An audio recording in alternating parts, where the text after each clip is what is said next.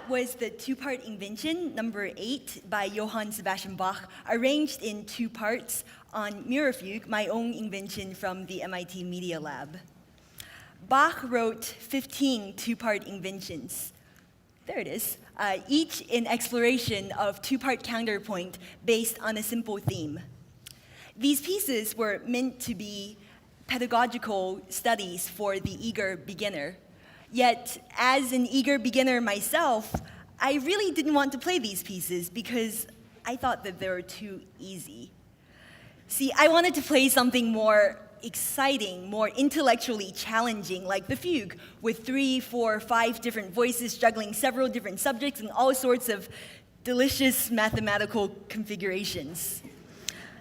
So, in search of the intellectually challenging and the exciting, I went to MIT to study computer science and ended up at the Media Lab, where I am now a Ph.D. student in the Tangible Media group. They like to say that at the Media Lab, we're inventing the future. And in order to invent the future, you've got to do a lot of thinking of the big ideas. So we all know about René Descartes' famous statement, "I think, therefore I am," elevating thinking as the defining attribute of human existence. In thinking, we're able to take a step back from the world, take a step back from reacting moment to moment to the constant stream of external sensorial stimuli to interact with representations inside our minds. These representations are often symbolic, like the words I'm speaking, attached to abstract concepts that stand for things of and about the world. And these symbols we can manipulate in structure using rules of our own invention, forming languages like English and mathematics. And using symbols and rules, we're able to, in our minds, take things apart, turn things around, put things back together to arrive at conclusions, see patterns, form new connections, getting a deeper understanding in order to invent. So in many ways, music can be thought of as this abstract, symbolic language. And when you study music, there's actually a lot of thinking to be done, far more than I had imagined when I was younger. Even this seemingly simple invention, at face value, it's just a bunch of notes you have to program into your fingers, a single line of individual notes for each hand. But upon closer inspection, you notice that actually the 2 lines form a canon, sort of like when you sing "Row, row, row your boat" in a round, where one imitates the other after a fixed time delay. But when you inspect each individual line more closely, you see that they're inner voices with their own structure that you can bring out. And on top of all of that, there's the harmonic progression that arises from the intersection of the 2 offset lines that progresses throughout the piece, which I've colored to make it clear. So it's a lot of fun to do this sort of analysis, and it's even more fun to use colors when you do it. I highly recommend it. But as much fun as it is to go on this intellectual treasure hunt in the abstract symbolic realm, music is meant to be heard, performed, experienced. And to perform music, I have the special joy of translating my understanding into an experience through practice. So I see there are some of you looking at me as if you might have had some traumatizing childhood memories of studying music, hours upon hours of excruciatingly boring repetition where you're feeling like you're getting nowhere. But, you know, I've realized that that's not the way it has to be. That is, music is not about etching well-worn grooves into mind and muscle. And actually, the way that I come to think of it these days is that learning a piece is a lot like learning how to live in a new city. So for classical music, you get a map to guide you, that's the score. For jazz, the map is a lot more sparse.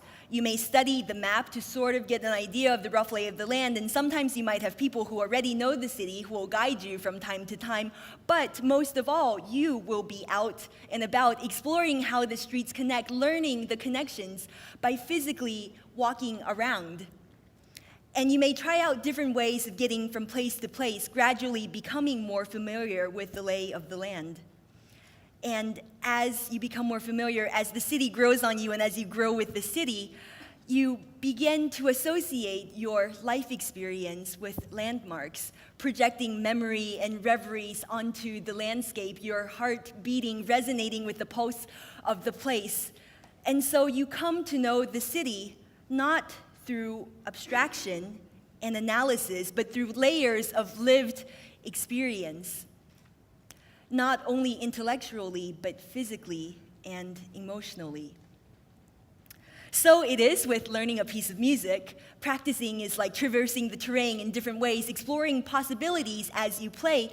And a performance is like giving a tour of the city, now familiar, but each time slightly different, overlaying the experience and understanding of the past with the feelings of the present moment, transporting your audience to new realms. So for most of human history, music could only be heard live, where the experience was intricately tied to the body of the performer, not just for physically playing the notes, but also for channeling affect, personality, energy. Music was this very, very much alive, but it was also fleeting, persisting for barely a breath before dissolving in time into nothingness. The written score was then a way of capturing music, of being able to keep it and pass it along, represented as symbolic notation on paper, which persists in time conveniently. And in classical music, we use symbols to represent notes, their durations, as well as guidelines for dynamics, articulation, speed, phrasing, forming an abstracted reduction that can be translated back into an experience by a human interpreter who breathes life into the music.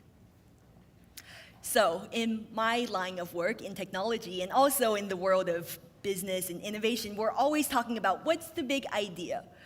And so here's one idea to think about, and I'll even give you an example. And the idea is that the way we understand things is fundamentally shaped by our means for representing and capturing experience. And the example is from, well, the world of classical piano, which I know well. So since the invention of the classical concert, the modern classical concert rather, in the 19th century through the 20th century, generations of virtuosos dazzled the public in concert halls with their spirited and soulful interpretations well before the age of canonized recordings of the classics.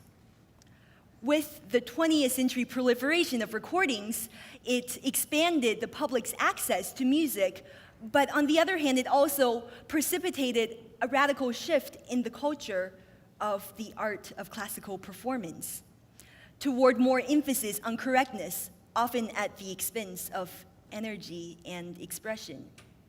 And that is because if you only have the sound, which you can listen to over and over again, distilled in its purity, you more easily notice wrong notes, and you less readily forgive them. And so the score becomes an abstract model of perfection against which human performance is measured and judged, rather than a framework for the possibilities of the human imagination. Yet, for centuries, composers of what we now consider as the classics have tried to demonstrate possibility and imagination in the music that they wrote. In particular, there's a form which I very much enjoy called variations on a theme, where there's a theme, a simple melody that's elaborated and presented throughout a series of diverse and inventive variations. Some examples are Bach's Goldberg variations, Beethoven's Diabelli, Rachmaninoff's Rhapsody on the theme of Paganini, but there are many, many more examples. Now, in our world of big ideas, of executive summaries, of the elevator pitch of 140-character tweets, it's really easy to pay attention to the theme in its summarized, condensed form. But in music, it's the variations that matter the most, not just in content, but also in the way that it's performed. Sure, we may hum da-da-da-da to recall Beethoven's Fifth, but these four notes cannot contain the immensity of the symphony. For great works of art are about elaboration and experience. They're born from a life that's profoundly lived, transformed through the human mind, heart, and spirit, and put back into the world as unfurling, kaleidoscopic experience that engages us physically, emotionally, and intellectually. Great ideas are, of course, powerful intellectual vehicles and will always be, but it's absurd to ask, what's the big idea of a city, of a symphony, of life? So I guess at the end, it's been sort of a personal lesson for me after all these years of piano lessons, that sometimes it's not about always trying to think up the most intellectually challenging big ideas, but about experiencing life as deeply as you can, appreciating all its nuances, engaged in its moments, and elaborating on its possibilities. And so one day, about 5 years ago, I was practicing piano, and I was looking at the reflection of my hands on the fallboard and had this thought of, wouldn't it be rather lovely if instead of seeing my own reflection there, I could see someone else's reflection? And so over the next few years at the MIT Media Lab, I've tried to build this into an artifact that can be experienced by others. And in doing so, have explored my own set of variations on the theme, exploring stories of how this could be used. So, for one, can we turn the lights down, please?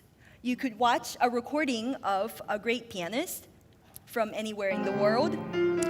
This is my mentor, Donal Fox. You can sit in front for an intimate perspective and even learn to play along, not just the notes of the hands, but the expression, the phrasing, the breathing of the body as well.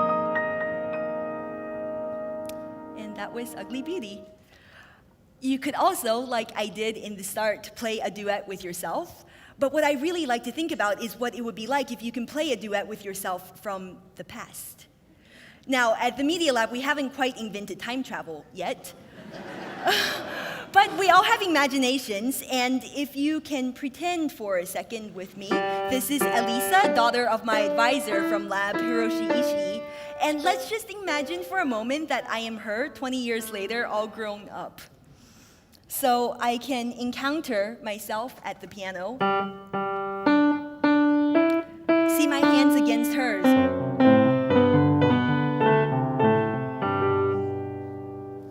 and even play along.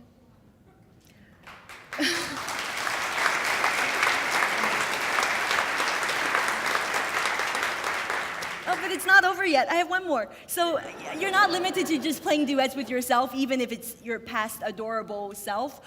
But you can play duets with anyone at any time. Learn from them. You can watch your grandparents even, or maybe when they were at your age.